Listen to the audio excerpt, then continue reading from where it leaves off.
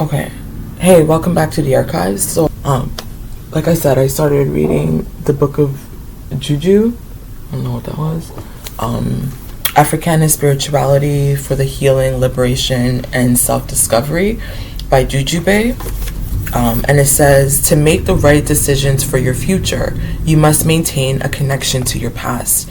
In Malaika tradition, we call that Sankofa, right? Sankofa. In order to go back and get it, Sankofa, I think the Black Americans call it Sankofa, Sankofa.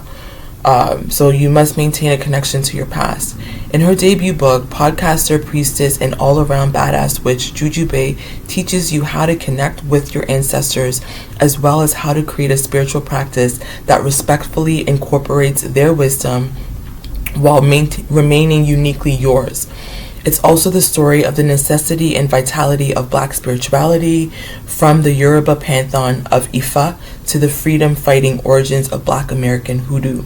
You will learn history, an overview of Africana spirituality in the United States and beyond, including information on ATRs, African traditional religions, such as Ifa, and ADRs, African diasporan-derived religions, such as hoodoo. It'll teach you about altar building. So the Catholics are already, the Catholics are like, oh my God, or the Christians, holy water, holy water, holy water, demonic. You can turn away. The altar building, it'll teach you altar building, how to create and incorporate a place to venerate and commune with your ancestors, including a guide to offerings and prayers. It'll teach you rituals, practices you can use to cleanse yourself and your space and to attract prosperity and protection while safely opening the channels of communication with your ancestral spirits. And do's and don'ts, tips on how to speak to spirits, craft the right questions for personal divination, and recognize and interpret spirits' advice and wisdoms. By reading this book, you will be taking the next step to self-discovery, and you will gain the tools to access the wisdom of your past to better navigate your present and future. She talks about how she was raised Catholic and how that informed a lot of her upbringing and her decision to leave the Catholic Church. There's definitions of terminologies, right? Woo-woo words. What I liked is, for me, one thing I've learned already is I, for instance, thought that like Ifa was polytheistic. I thought, they worship many gods, right? And she was saying that actually that's not necessarily true. I forgot the word that she used to explain what it is, but it's basically there is one almighty all-being, and then there's streams and channels to get to that same thing.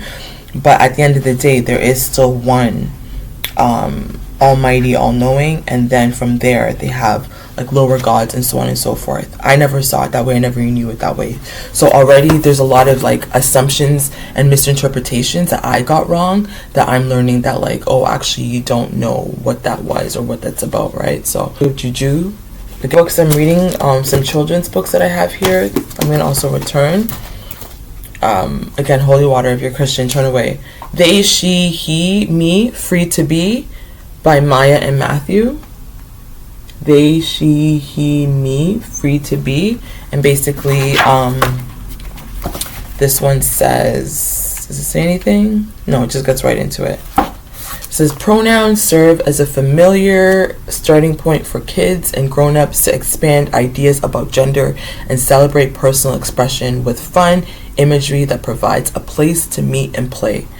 Award-winning children's book author and artist Maya Gonzalez is joined by her partner Matthew in their first children's book together.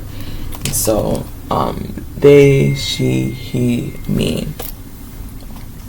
And Malaika's Carnival Queen by Nadia Hohn, and pictures by Irene Luxbacher. Malaika, Carnival Queen. Oh, it's a little glossy so you can't see it. Super cute book. We've read this before.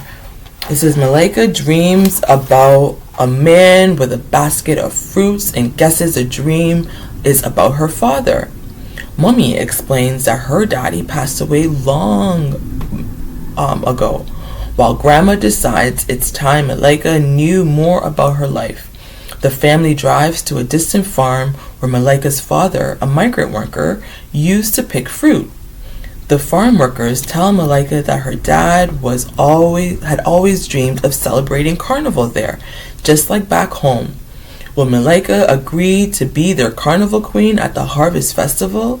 Written with a blend of standard English and Caribbean patois, including words in French, this compelling news story is the best-selling Malaika's series expands on Malaika's understanding of her family. A note from the author Nadia Hohn relates her own family's connections to the migrant worker experience. Super cute book. You all know I love Carnival. Love Carnival bad. And so it's just, that's basically, it's a beautiful story about honoring her father, who is a migrant worker, and there's a carnival. The note here, it says, migrant workers are very important. The farms where they work depend on them, and they, in turn, can send money home to support their families. Despite their importance, these workers face many challenges. They often live in crowded housing, and they are not always made to feel like they belong in the communities where they work and live for 8 months a year, or sometimes longer. They are far from their friends and family back home and work long days. Both of my grandfathers were seasonal farm workers in the United States. Sadly, one of them passed away before he could return home to Jamaica to see his family, and so I didn't get to meet him.